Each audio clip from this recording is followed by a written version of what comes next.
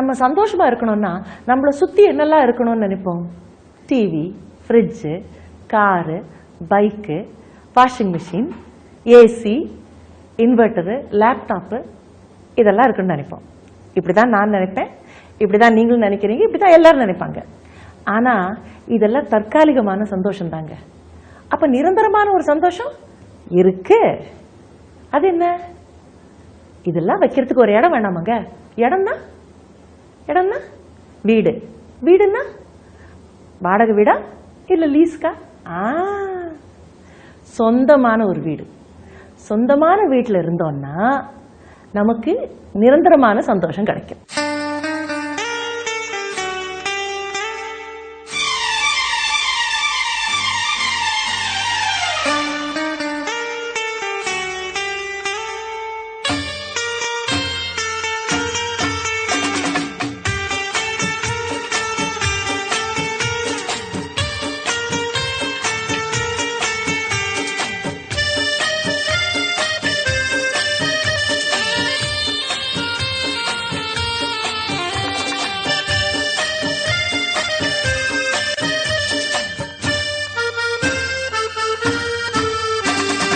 விவேகம் புரமோட்டர்ஸின் விவேகம் new Madurai highway சிட்டியின் mega டவுன்ஷிப்பிற்கு உங்களை அன்புடன் அழைக்கிறோம்.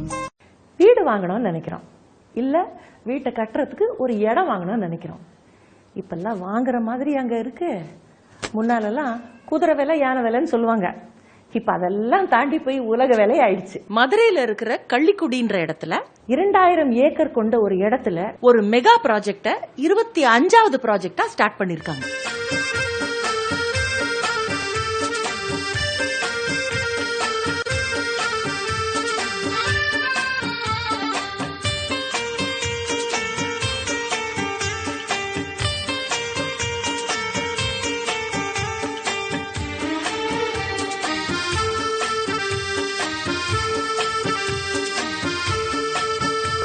நம்ம ஒரு இடம் வாங்கணும்னு முடிவு பண்றோங்க.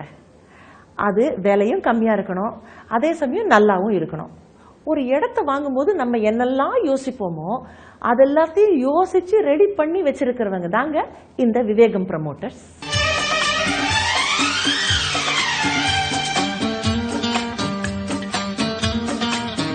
ஒரு முக்கியமான விஷயங்க, இந்த காலகட்டத்தில் எந்த ரியல் எஸ்டேட்டுக்காரர்களுமே செய்யாதத ஒண்ண விவேகம் ப்ரமோட்டர்ஸ் செஞ்சிருக்காங்க. நூற்றுக்கணக்கான அசோசியேட்ஸை கொண்ட விவேகம் ப்ரமோட்டர்ஸ் உடைய ஹெட் ஆபீஸ் சென்னையில அண்ணா நகர்ல இருக்கு. மதுரையிலயும் அவங்க பிரான்ச் ஆபீஸ் அண்ணா நகர்ன்ற ஏரியால இருக்கு.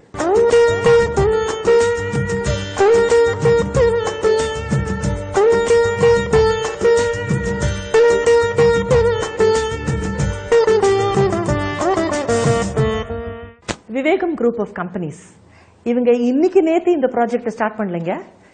எப்படி ஒரு தாய் 10 மாசம் சுமந்து ஒரு குழந்தைய பெற்றெடுக்கிறாளோ அது போல இவங்க 10 வருஷமா இதை பிளான் பண்ணி நியூ மதுரை ஹைவே சிட்டிங்கிற ப்ராஜெக்டை நமக்காக கொடுத்திருக்காங்க.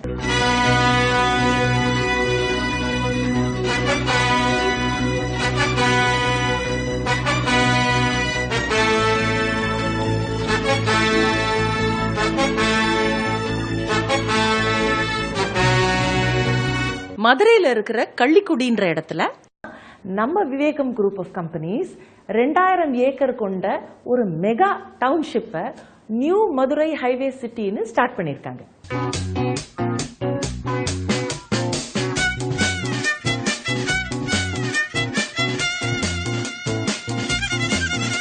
மதுரையின் இன்னொரு புதிய அடையாளமாக நியூ மதுரை ஹைவே சிட்டி உருவாக போகுது.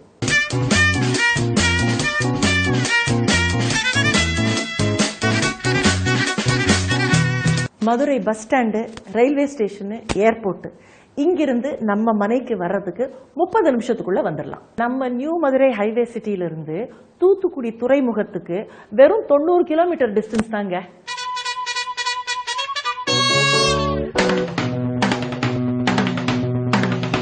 தென் தமிழகத்துல முக்கியமான தொழிலதிபர் திரு சிவநாடார். அவர் நம்ம மனைக்கு பக்கத்திலேயே 10 பில்லியன்ல ஒரு HCL நிறுவனத்தை கொண்டு வர போறார்.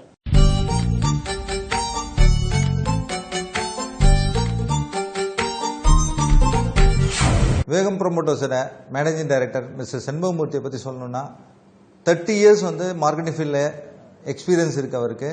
ப்ளஸ் மக்களுக்கு நல்லது செய்யணும்னு நினைக்கிறாரு. இவர் நம்ம மதுரை ஹைவே சிட்டியை பற்றி என்ன சொல்கிறாருன்னு கேட்போமா? வணக்கம், என்னுடைய பேர் V S Shenbagamoorthy. Vivekam group of companies இந்த பெருமைமிகு நிறுவனத்தில் நிர்வாக இயக்குநராக பணியாற்றி கொண்டிருக்கின்றேன் மிக பெருமையுடன். தமிழகத்தை பொறுத்த மட்டிலும் ஊராட்சிகள், பேரூராட்சிகள், நகராட்சிகள், மாநகராட்சிகள் என்று பல்வேறு இடங்கள், மாவட்டங்கள் இருந்த போதிலும் விவேகம் ஏன் குறிப்பாக மதுரையை தேர்ந்தெடுத்தது என்று சொன்னால் அதற்கு பல்வேறு சிறப்பு காரணங்கள் உண்டு. மிக முக்கிய காரணம் அப்படின்னு பார்த்தீங்கன்னா 2 காரணங்கள் தான். ஒன்று, பண்டைய காலத்தில் மதுரை கூடல் மாநகர் என அறியப்பட்டிருந்தது. அது அப்படி கூடல் மாநகர் என்ற பெயர் வந்தது அப்படிங்கிற ஆய்வு செய்த நிபுணர்களுடைய அறிக்கை இது. மீனாட்சி அம்மன் கோவிலை சுற்றி இருக்கக்கூடிய 4 ஆடி வீதிகள், அதன் பிறகு பார்த்தீங்கன்னா 4 ஆவணி மூல வீதிகள், 4 சித்திரை வீதிகள், 4 மாசி வீதிகள், மேல மாசி வீதி, வடக்கு மாசி வீதி, கீழ மாசி வீதி, தெற்கு மாசி வீதி என்று 4 மாசி வீதிகள், அதே போன்று 4 வெளி வீதிகள். இது மட்டுமே மதுரை. இதனுடைய மொத்த பரப்பளவு அவ்வளவு பார்த்தீங்க அப்படின்னு சொன்னா 260 சதுர ஏக்கர் தான் பண்டைய காலத்தில் இருந்த அந்த கூடல் மாநகரின் சரியான பரப்பளவு என்று சொல்லப்படுகிறது. இந்த மதுரை இன்றைக்கு எந்த நிலையில் டெவலப் ஆகியிருக்கிறது அப்படின்னு சொன்னா அதனுடைய அந்த வளர்ச்சிக்கு அடிப்படை காரணம் மிகச் சிறப்பான 2 காரணங்கள். ஒன்று, பூம்புகார் பட்டினத்திலிருந்து வணிகம் செய்து பிழைப்பதற்காக வந்த கண்ணகியும் கோவலனும் தடம் மாறிய கோவலன் அங்கே தண்டிக்கப்படக்கூடிய சூழலில் பாண்டிய மன்னன் முன்பாக அரசவையில் நிறுத்தப்படுகிறான். பொற்கொள்ளனின் சூழ்ச்சியால் அவன் தவறான நீதிக்கு உட்படுத்தப்படுகிறான், அநீதி இழைக்கப்படுகிறான். தன் கணவனுக்கு கிடைத்த அநீதிக்காக ஒற்றை காற்சிலம்பை எடுத்துக்கொண்டு பாண்டியனின் அரசவையில் கண்ணகி நீதி கேட்டு போராடினாள். அநீதி அரசாட்சி செய்யும் இடத்தில் நீதி வெல்வது சாத்தியமல்ல. அவன் நீதிமான் என்பதற்கு ஒரு சிறு எடுத்துக்காட்டு மதுரை மண்ணின் மைந்தன் பாண்டியன். தான் கூறிய தீர்ப்பு தவறான தீர்ப்பு என்ற காரணத்தினால் கெடுகதன் ஆயுள் என்று தன் வாழ்நாளை தானே முடித்துக் கொண்ட ஒரு அற்புதமான மாமன். 2வது மிக முக்கியமான சிறப்பு, அதுவும் பாத்தீங்கன்னா அந்த மீனாட்சி அம்மன் கோவில் வளாகத்திற்குள்ளேயே அமைந்திருக்கக்கூடிய அந்த பொற்றாமரை குளத்தில் நிகழ்ந்ததாக திருவிளையாடல் புராணத்தில் பதிவு செய்யப்படுகிறது. பெண்களின் கூந்தலுக்கு இயற்கையில் மனம் உண்டா இல்லையா என்ற தர்க்கம் நமக்கு தேவையற்றது, அன்றைய மன்னனுக்கு தேவையாக இருந்த காரணத்தினால் தரணியின் மூலமாக ஒரு திருவிளையாடலை ஈசன் இறைவன் அரங்கேற்றுகிறான். வந்திருப்பவன் இறை என்று தெரிந்தும் நெற்றிக்கண் திறப்பினும் நீ என் உடலெல்லாம் நீ கண்ணாக்கி சுட்ட போதிலும் குற்றம் குற்றமே என்று தெய்வத்தின் முன்பாக நேருக்கு நேர் நின்று போராடிய, தர்க்கம் செய்து வாதாடிய நக்கீரனார் பிறந்த பூமி அந்த மதுரை. அந்த மதுரையை நாங்கள் தேர்வு செய்ததற்கு காரணம் 260 சதுர ஏக்கர் பரப்பளவில் இருந்த அன்றைய தொல்காலத்தில் இருந்த மதுரைக்கும் இன்றைக்கு எத்தனை அழகுற அது சிறப்பாக மேம்படுத்தப்பட்டிருக்கிறது என்பதை நீங்க பாத்தீங்க அப்படின்னு சொன்னா மதுரை இன்றைக்கு மிக பெரும் வளர்ச்சி அடைந்திருக்கிறது. தமிழகத்தில் மிக முக்கிய நகரங்களாக கண்டறியப்பட்ட நகரங்களில் மிக தொன்மையானதும் பழமை வாய்ந்ததும் பெருமை வாய்ந்ததுமான நகரம் என்று சொல்லக்கூடிய மதுரை என்ற இடத்தில்தான் மதுரை மாநகருக்கு மிக அருகில் இருக்கக்கூடிய கள்ளிக்குடிக்கு பக்கத்தில் 2000 ஏக்கர் பரப்பளவில் மிக பிரம்மாண்டமான நியூ மதுரை விவேகம் ஹைவே சிட்டி என்ற இந்த ப்ராஜெக்டை நானும் எனது நண்பர்களும் இணைந்து திட்டமிட்டிருக்கின்றோம். குறிப்பாக மிக துல்லியமாக சொல்ல வேண்டும் என்று சொன்னால் மதுரை ஜங்ஷன் என்று அழைக்கப்படக்கூடிய மதுரை ரயில்வே நிலையத்திலிருந்து மிக சரியாக 40 கிலோமீட்டர் தொலைவில் நம்முடைய இடம் அமைந்திருக்கிறது. இது இருப்பு பாதை வழியாக சொல்லக்கூடிய போக்குவரத்திற்கு மிக முக்கியமான ஒரு தகவல். கூடுதலாக மிக சரியாக 28 கிலோமீட்டர் தூரத்தில் மதுரை சர்வதேச விமான நிலையம் அமைந்திருப்பது கூடுதல் சிறப்பாகும். அது மட்டுமல்ல, மதுரை மைய பேருந்து நிலையம், மதுரை மாட்டுத்தாவணி பேருந்து நிலையம், மதுரை ஆரப்பாளையம் பேருந்து நிலையம், மதுரை பழங்கானத்தம் பேருந்து நிலையம் என்று போக்குவரத்திற்கு மிக மிக மிக ஏதுவாக இலகுவாக அமைந்திருக்கக்கூடிய இடத்தில் நம்முடைய மெகா டவுன்ஷிப் என்று சொல்லக்கூடிய சேட்டலைட் டவுன்ஷிப் அமைந்திருப்பது கூடுதல் சிறப்பாகும். மதுரையிலிருந்து நீங்க அப்படியே வரும் வழியெல்லாம் பார்த்து வந்தீங்கன்னா 20க்கும் மேற்பட்ட கார் தொழிற்சாலைகளும் அதனுடைய ஷோரூம்களும் இருப்பதை நீங்க பார்க்க முடியும். மதுரைக்கும் திருமங்கலத்துக்கும் இடைப்பட்ட பகுதியில் இத்தனை கார் ஃபேக்டரிஸ் இருக்கு. திருமங்கலத்தை தாண்டுவதற்கு முன்பாகவே பார்த்தீங்க அப்படின்னு சொன்னா இந்தியாவின் மிகச்சிறந்த மருத்துவமனைகளில் ஒன்றாக கண்டறியப்பட்டுள்ள எய்ம்ஸ் மருத்துவமனை தனது 2வது கிளையை மதுரையில் துவங்க இருப்பது நாம் எல்லோரும் மகிழ்ச்சி அடையக்கூடிய ஒரு அற்புதமான தகவல். அதற்கான லேண்ட் அக்விசிஷன் முடித்து இன்றைக்கு வந்து பார்த்தீங்க அப்படின்னு சொன்னால் அந்த மருத்துவமனையுடைய கட்டிடப் பணிகள் துவங்கி இருப்பது மதுரை மாவட்டத்து மக்கள் மட்டுமல்ல, மதுரையை சுற்றி இருக்கக்கூடிய 18 மாவட்டங்களை சேர்ந்த மக்கள் இதன் மூலமாக பயனுறுவார்கள் என்பது நிபுணர்களின் கணிப்பு. 1400 ஏக்கர் பரப்பளவில் மாநில அரசின் தொழில் பூங்கா என்று சொல்லக்கூடிய இண்டஸ்ட்ரியல் பார்க் அமையவிருப்பது மேலும் சிறப்புக்கு சிறப்பு சேர்க்கக்கூடிய ஒரு அம்சமாகும். இதோடு மட்டுமில்லாமல் 450 ஏக்கர் பரப்பளவில் மத்திய அரசின் ஸ்மார்ட் சிட்டி நம்முடைய லேஅவுட்டிற்கு மிக அருகில் அமைய இருப்பது ஒரு கூடுதல் அம்சம். அது மட்டுமல்ல நண்பர்களே, நம்முடைய 2000 ஏக்கர் பரப்பளவில் நாம் திட்டமிட்டிருக்கக்கூடிய இந்த மெகா டவுன்ஷிப்பில் சுற்றளவு மட்டுமே 15 கிலோமீட்டர். இந்த 15 கிலோமீட்டரும் எப்படி அமைந்துள்ளது அப்படின்னு பார்த்தீங்க அப்படின்னு சொன்னால், ஒருபுறம் நம்முடைய லேஅவுட்டிற்கு வலதுபுறமாக NH7 என்று சொல்லக்கூடிய காஷ்மீர் துவங்கி கன்னியாகுமரியில் முடியக்கூடிய தேசிய நெடுஞ்சாலை, அங்கிருந்து மிக துல்லியமாக வந்து பார்த்தீங்கன்னா 2 கிலோமீட்டர் தூரம் தான் நம்முடைய லேஅவுட் அமைந்திருப்பது. சிறப்பினும் சிறப்பு, மிகச்சிறப்பு. வலதுபுறம் NH7 என்ற தேசிய நெடுஞ்சாலை இருக்கிறது என்று சொன்னால், இடதுபுறமாக பார்த்தீங்க அப்படின்னு சொன்னால் NH45B என்று அழைக்கக்கூடிய சென்னை தூத்துக்குடியை இணைக்கக்கூடிய மற்றொரு தேசிய நெடுஞ்சாலை. ஸோ நம்முடைய லேஅவுட் டவுன்ஷிப்பிற்கு வலதுபுறமும் இடதுபுறமும் 2 தேசிய நெடுஞ்சாலைகள் அமைந்திருப்பது கூடுதல் சிறப்பாகும்.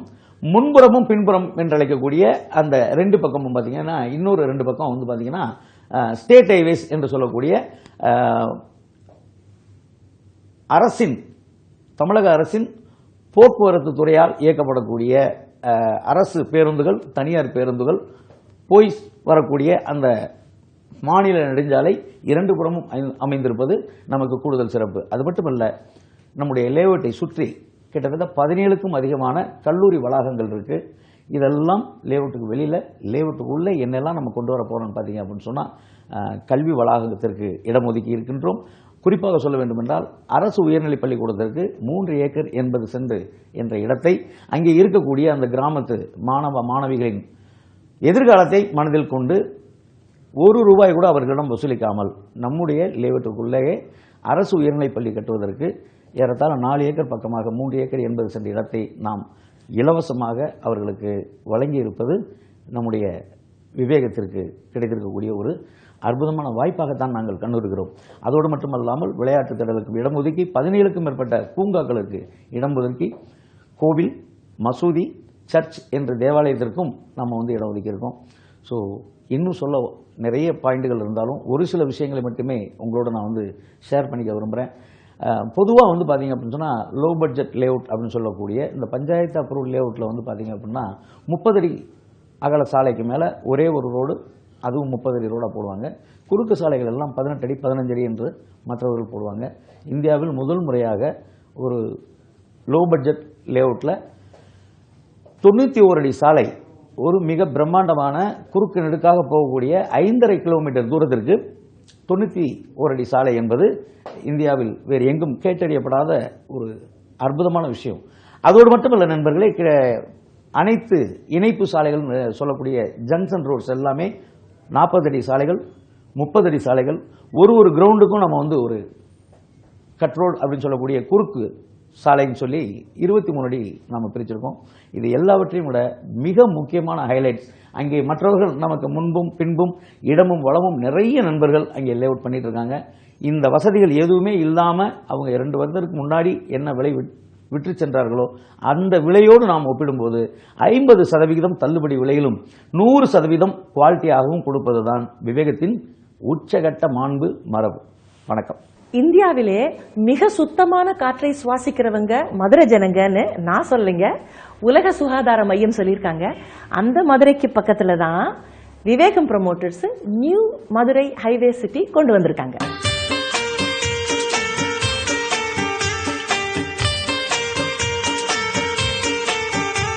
விவேகம் ப்ரமோட்டர்ஸோட சேர்மன் மதிப்புக்குரிய டாக்டர் பாண்டியன் அவர்களை பற்றி நிறைய சொல்லலாம். இந்த லேண்டை 15 வருஷத்துக்கு முன்னாடியே வாங்கி இது வந்து ஒரு பெரிய சேட்டலைட் டவுன்ஷிப்பாக மாற்றணும்னு சொல்லி அவர் கனவு கண்டவர். அவர் இப்போ என்ன சொல்கிறாருன்னு கேட்போமா? வணக்கம். I am Pandian, Chairman Vivegam Group of Companies.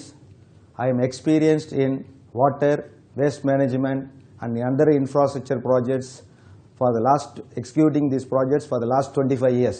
இன்றைக்கு விவேகம் ப்ரொமோட்டர்ஸ் தன்னுடைய மிகப்பெரிய மெகா ப்ராஜெக்டாக இந்தியாவுடைய முதல் ஸ்மார்ட் சிட்டி மதுரைக்கு அருகில் நேஷனல் ஹைவேக்கு மிக அருகில் இன்றைக்கு 2000 ஏக்கர் நிலப்பரப்பில் உருவாகி கொண்டிருக்கிறது. ஃப்ரெண்ட்ஸ், மதுரையோட சிறப்பை பற்றி சொன்னோம், விவேகம் குரூப் ஆஃப் கம்பெனி சிறப்பை பற்றி சொன்னோம், இடத்தோட சிறப்பை பற்றி சொன்னோம். இன்னொரு ஒரே ஒரு சிறப்பு இருக்குங்க. நீங்கள் விவேகம் குரூப் ஆஃப் கம்பெனிஸில் ஒரு மனையை வாங்குற சிறப்பு தான்.